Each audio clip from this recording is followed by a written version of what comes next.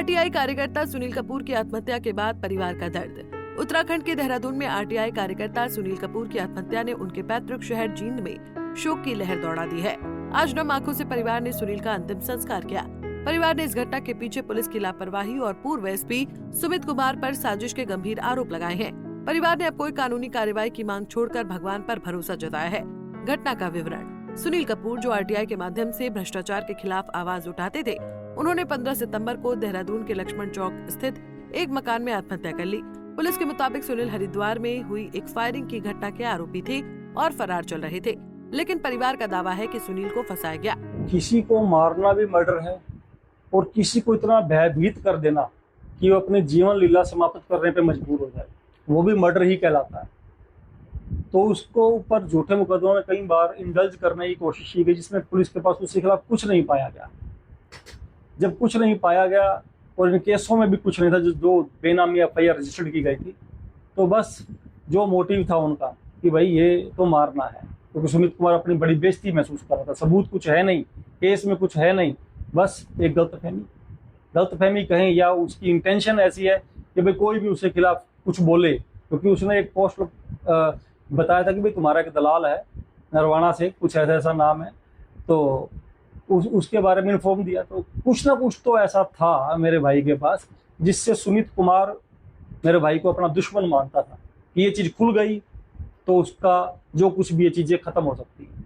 तो उसने अपने आप को बचाने के लिए इस तरह का षड्यंत्र रचवा के मेरे भाई को मरवाया। जब मैं वहाँ गया, उत्तराखंड पुलिस से मेरी बात हुई, तो उनको मैंने दिखाई मेरे भाई के फोटोग्राफ, उसका स्टेटस बताया मैंने चीज़ें, तो बताया कि सिंपल एक दुकानदार है। तो कहता सर हमारे को तो बताया कि बहुत बड़ा अपराधी है, इतना बड़ा अपराधी बना दिया कि 250 आदमी लगभग पूरी छावनी में बदल दिया उसको मारने के लिए। जब उसको दिख रहा है कि ये अरेस्ट करने नहीं आए, अगर अरेस्ट करने आया तो उसको अगर प्यार से भी कहते हैं भाई कुछ सच पता हो तो बता दे इस बारे में, वो अपने आप ही आ जाता है। हाईकोर्ट से लाइफ लिबर्टी अलाउ हो चुकी थी, उसको क्या जरूरत थी, उसको 3-4 दिन में कुछ एंटीसिपेटरी बेल लगा के उसने घर आ जाना था अलाउड होके, बट नहीं, उन्होंने उसको मारना ही टारगेट था। सुनील के भाई और वकील संजय कपूर ने बताया कि हरिद्वार फायरिंग मामले में पुलिस ने अधूरी सीसीटीवी फुटेज दिखाई। संजय ने कहा, सुनील ने कोई फायरिंग नहीं की थी, ये सब पूर्व एसपी सुमित कुमार की साजिश थी, जिन्होंने इस मामले को गलत दिशा में मोड़ा। जैसा मैंने आपको बताया, 2024 अक्टूबर मंथ के 2 केसेस यहाँ रजिस्टर्ड थे और इनमें एक एसआईटी बनी हुई थी। एसआईटी हालांकि जो है ट्रांसफ़र कर दी गई थी हिसार जिला पुलिस के पास, और पिछले कुछ टाइम पहले ही इसको वापस जींद भेजा गया था। लेकिन क्योंकि जींद में भी कुछ प्रकरण हो गए थे तो उतना ध्यान इस ओर नहीं दिया गया। तो अब जो है इस पर टीम्स ने स्टार्ट किया था काम, और तुरंत ये जो है इनको इसमें सक्सेस भी मिली कि उनकी लोकेशन ट्रेस हो पाई।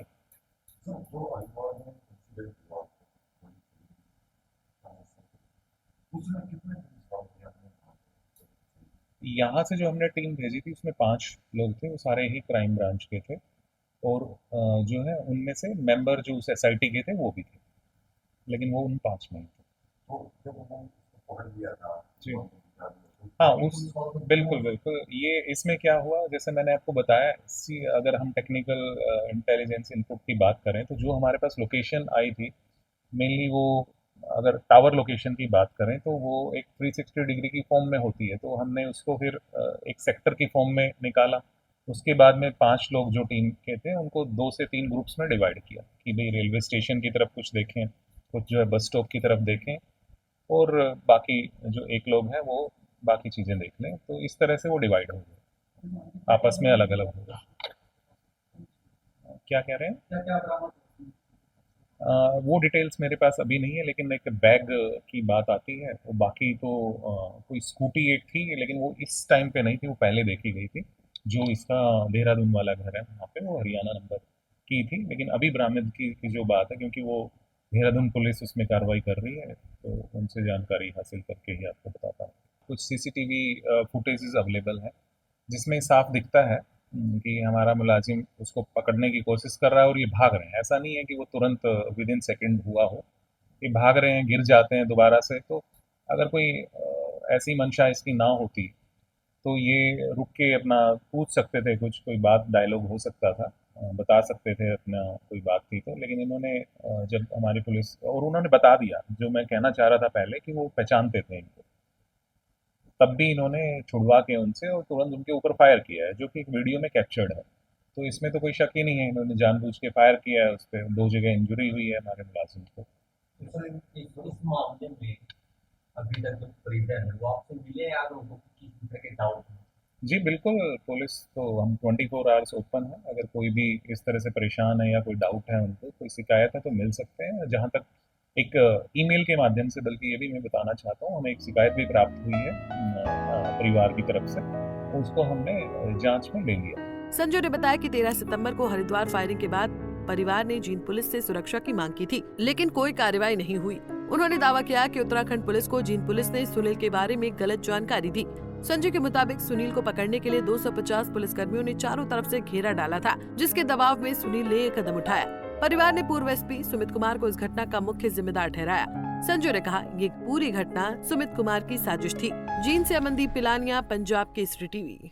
हमसे जुड़े रहने के लिए हमारे YouTube चैनल को सब्सक्राइब करें और नई वीडियो की नोटिफिकेशन के लिए बेल आइकॉन को दबाएं। अगर आप ये वीडियो Facebook पर देख रहे हैं तो लाइक जरूर करें और ज्यादा से ज्यादा शेयर करें। धन्यवाद।